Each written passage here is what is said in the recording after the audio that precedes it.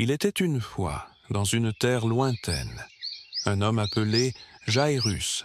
Chef de la synagogue, il vivait dans l'ombre d'une immense souffrance, car sa petite fille bien-aimée était gravement malade et sur le point de mourir.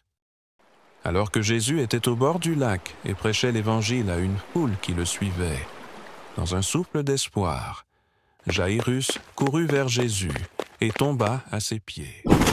« Maître, ma petite fille est sur le point de mourir.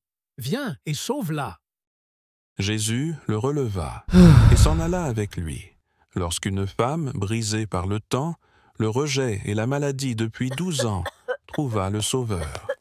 Elle se disait: « Si je touche ne serait-ce que ses vêtements, je serai sauvée. » Alors, elle toucha le bord du vêtement, et elle sentit à l'instant même qu'elle fut guérie de sa maladie.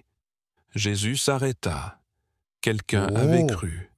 Alors qu'il sentit qu'une force était sortie de lui, il se retourna au milieu de la foule et dit: « Qui a touché mes vêtements ?» Effrayée, la femme lui avoua son geste. Jésus la rassura et l'appela « ma fille ». Il parlait encore quand des gens arrivèrent de chez le chef de la synagogue et lui dirent: « Ta fille est morte, laisse le maître tranquille. » Dès qu'il entendit cette parole, Jésus encouragea Jairus à croire et s'en alla avec lui et quelques disciples. Arrivés à la maison de Jairus, des gens pleuraient et poussaient de grands cris.